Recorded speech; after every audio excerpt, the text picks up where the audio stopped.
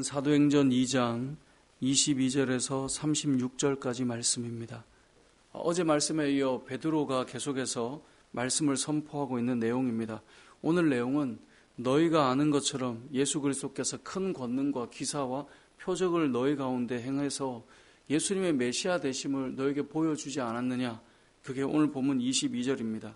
이스라엘 사람들아 이 말을 들으라. 너희도 아는 바와 같이 하나님께서 나사렛 예수로 큰 권능과 기사와 표적을 너희 가운데 베푸시지 않았느냐? 그래서 너희 앞에서 그를 증언하지 않았느냐? 예수님의 메시아 되심을 예수님의 공생의 사역을 통하여 죽은 자를 살리시고 병든 자를 고치시고 귀신을 쫓아내고 수많은 기적의 역사를 보여주었단 말이죠. 그러니까 사람들이 예수님을 통하여서 메시아됨에 대한 기대와 소망이 있었죠.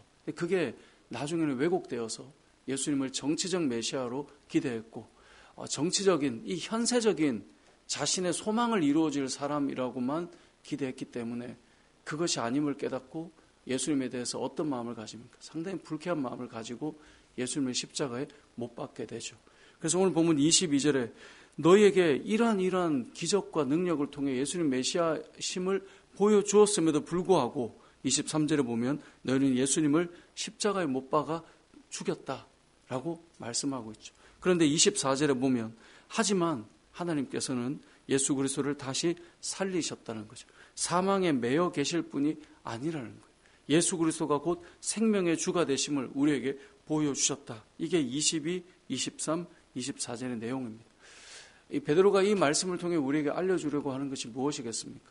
그 당시에 말씀을 듣고 있는 이 오순절 성령 강림 사건을 통해 하나님의 큰 일을 듣고도 술에 취한 거 아니냐라고 조롱하는 사람들을 향해 하나님께서 예수 그리스도를 통하여 그분이 메시아 되심을 이미 보여주셨지만 너희는 그 기적을 보고도 그 능력을 보고도 그렇게 따라다니면서도 그들이 입술로도 고백하고 나서도 예수님을 십자가에 못 박는 너희들이었는데 하나님께서 예수 그리스도를 다시 살리심으로 주 되심을 우리에게 보여주고 있다는 것을 너희가 기억하라는 것입니다. 이 본문이 오늘 이 시대 우리에게도 저는 적용해 본다면 우리는 교회를 다니면서 여러 간증들을 합니다. 이때 하나님이 도와주신 거 너무나 자명한 사실이고 너무 감사해. 하나님께서 이런 능력의 하나님이셨어. 하나님께서 나에게 이런 은혜를 주셨어. 라고 말은 고백하고 이야기하지만 결국 우리 역시 예수 그리스도를 하나님을 이 땅의 현세적인 나의 필요를 채우는 분 정도로 생각하고 가기 때문에 현실적으로 좀 불편함이 오면 현실적으로 좀 어려움이 오면 예수님이 내 주가 아니라 얼마든지 십자가에 못 박고 얼마든지 비난하고 얼마든지 신앙에 대해서 분명히 앞에는 은혜라고 이야기해놓고 내 생각과 조금만 다른 일이 일어나면 얼마든지 예수님에 대한 믿음에 대한 의구심을 던지고 하나님을 인정하지 않는 이 2000년 전에 예수님의 십자가에 못 박았던 이 사람들처럼 우리도 그런 모습을 보이고 살아간다는 거죠. 기적과 능력과 하나님의 표적을 보고 나서 그것을 간증하고 살아가는 일들이 믿는 자들의 삶에는 끊임없이 일어나지만 그렇지 않은 사건 앞에는 우리는 그 하나하나들마다 다시 믿음의 의문을 던지며 살아가는 우리의 모습이라는 거예요. 여러분 사람도 신뢰관계를 가지고 살아가잖아요. 사람도 믿음을 가지고 살아가잖아요. 그런데 사람도 어떤 경우가 힘들겠어요. 분명히 이러이러한 일, 이 정도 되면 신뢰할 만하겠다. 그런데 또 보면 원래대로 돌아가 있고 저 사람은 어떻게 또 그렇게 돌아갈 때 사람은 이 신임을 만들기가 어렵죠. 그래서 여러분들이 아마 누군가를 신뢰한다라고 할 때 그 사람에 대한 여러분의 마음은 아마 일희일비가 아닐 거예요. 어떤 사람을 신뢰하게 되면 그럴 이유가 있겠지. 저건 이런 마음으로 말하지 않았겠어. 저런 상황에서 저렇게 한 건 아마 이런 의도일 거야. 라고 하는 것을 늘 의구심을 붙인다면 아마 여러분은 신뢰하지 못할 거예요. 여러분 가장 신뢰하는 누군가를 떠올려 보십시오. 그럼 아마 여러분은 그 사람 편에 서서 생각하고 해석할 거예요. 신앙생활도 똑같습니다. 하나님에 대해서 우리는 기적과 능력을 늘 고백하면서도 이 이스라엘 백성들처럼 늘 뒤집어 놓는 거예요. 믿음에 대해서 불만과 맞지 않음과 여러 이야기를 던져요. 이 사람이 기적을 경험하지 못했나? 그렇지 않아요. 너무나 많은 것을 보고 따라갔단 말이죠. 그들이 예수님의 십자가에 못 박는다는 것. 그런데도 불구하고 하나님은 어떻게 하세요? 예수님을 다시 살리시고 부활하게 하심으로 생명의 주이심을 보여주시는 것. 이렇게 하는 이유가 뭘까? 오늘 본문의 마지막 36절에 그 이유가 나와요. 우리가 그럼에도 불구하고 예수님이 다시 우리의 믿음의 대상이 되심을 부활의 능력을 통해 생명 되심을 통해 보여주신 이유가 뭔가? 36절에 보면 그런즉 이스라엘 온 집은 확실히 알지니 너희가 십자가에 못 박은 이 예수를 하나님이 주와 그리스도가 되게 하셨느니라 아니라. 우리는 그렇지만 하나님께서 그리스도의 생명을 통하여 다시 부활의 소망을 보여주심을 통하여 우리의 주와 그리스도가 되게 하시기를 원하는 것. 이게 하나님의 마음인 거예요. 이 은혜를 경험한 이 사도들이 뭐라고 선언합니까? 32절에 이 예수를 하나님이 살리신지라 우리가 다 이 일의 증인이로다. 누군가는 조롱하고 누군가는 믿음이 오르락 내리락 하지만 흔들리지 않는 믿음의 사람들이 있어요. 이들은 다 증인이죠. 우리는 이러한 자들이었지만 하나님께서 예수님을 살리심으로 우리에게 보여주셨어. 여러분, 신앙생활에 대해서 오늘 본문을 통해 우리는 이 베드로의 선포하는 말씀이 우리에게 들려지는 말씀이었으면 좋겠습니다. 수많은 기적과 표적을 보아도요, 내 생각과 다른 예수 그리스도를 보면, 그게 우리가 예전에 한번 말씀을 나눴지만 이스라엘 백성들은 메시아된 예수님을 보면서 그들이 꿈꿨던 그 현세적인 정치적인 암울함과 어두움의 시대를 해결해 줄 그리스도라고 생각했던 거죠.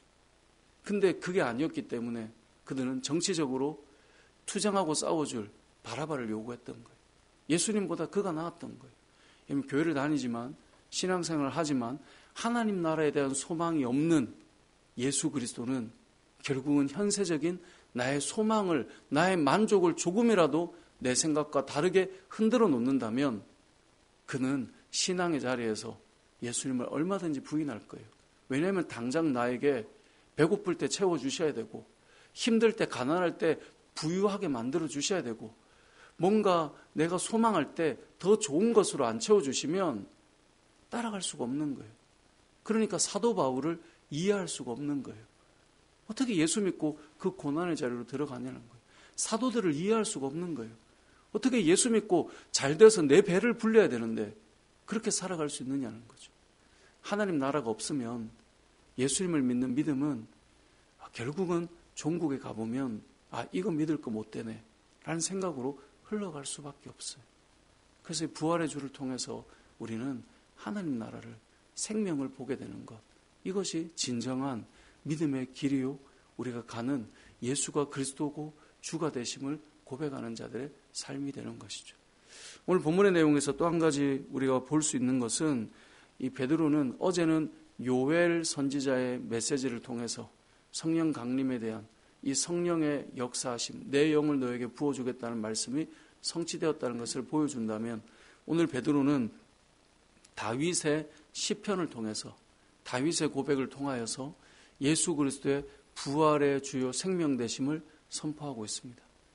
이 시편 16편에 보면 다윗이 죽음을 보지 않는 이야기를 꺼내고 있어요. 근데 그것은 다윗이 영원히 죽지 않는다는 이야기가 아니라 다윗의 후손이 되는 예수 그리스도의 생명 되시고 살아나심에 대한 이야기다라고 하는 것. 그래서 30절에 보면 다윗 그는 선지자다라고 말하고 있어요. 그러니까 다윗이 시편을 기록할 때 그 시편은 하나님의 영감을 받아 기록한 시들이잖아요. 그래서 이제 말씀이 되었잖아요. 그것은 본인 개인의 심정과 본인 개인의 삶에 대한 노래고 이야기 같지만 그 안에는 예수 그리스도의 순환이 담겨 있고 그 안에는 예수 그리스도의 부활이 담겨 있고 그 안에는 예수 그리스도의 다시 오심에 대한 소망이 담겨 있는 그 이야기들이 시편에는 녹아 있다는 거죠. 그리고 그 중에 한 메시지를 통하여서 다윗이 영원히 산다라고 하는 그 이야기, 다시 살아난다라고 하는 그 이야기는 다시 말해서 예수 그리스도의 생명 되심을 바로 이야기를 하고 있는 거다라고 말씀하고 있어요. 그래서 우리가 흔히 구약은 신약의 그림자와 같다라고 말해요.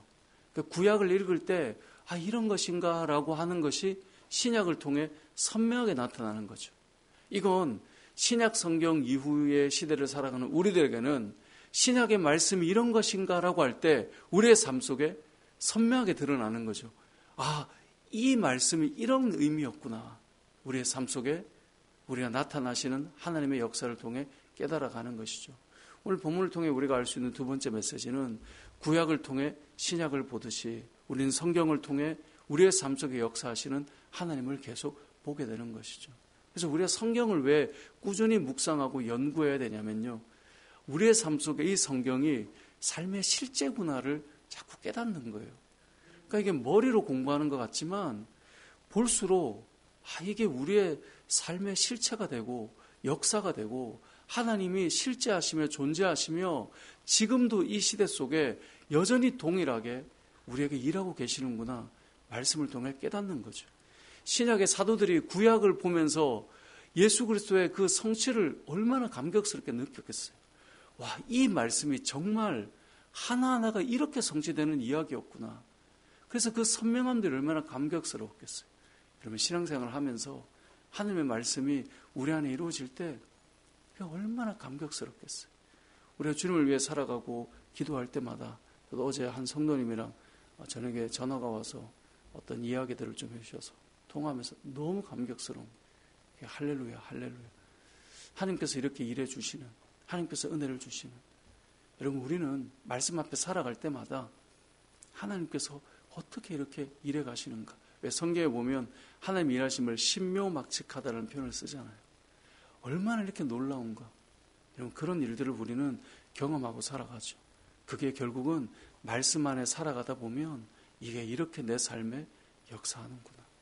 그것을 지금 베드로는 다윗이 말씀하였던 것이, 고백했던 것이 바로 이것이었다라고 말하는 것처럼, 저는 저와 여러분이 말씀 안에 살아갈 때 이 은혜였구나를 많이 경험하였으면 좋겠습니다. 제가 주일 예배를 하면서 이사야 말씀이 단순히 그냥 귀로 듣고 은혜 받는 게 아니라 우리의 삶의 실제가 되었으면 좋겠다라고 그 마음으로 성도들과 저와 여러분이 나누었고, 또 그렇게 기도하며 말씀을 계속 제가 이사야 말씀 묵상하고 선포하고 있는데, 정말 하나님께서 내 백성을 위로하라 라고 하는 말씀, 하나님께서 회복시킨다라고 하는 말씀, 그게 그냥 듣는 말씀이 아니라 성도의 삶에 흘러 녹아들어서 실제가 되고 역사가 되어서 그런 은혜가 되기를 소망하는데요. 우리 다윗의 이 예언이, 이 베드로는 이게 바로 예수 그리스도의 그 부활의 주가 되심을 선언하는 것이었음을 고백하는 것처럼, 우리의 삶에, 이 신약 이후에 우리의 삶에 성경 66권이 여러분의 삶의 역사로 나타날 수 있는 은혜가 되었으면 좋겠습니다. 말씀을 정리하겠습니다.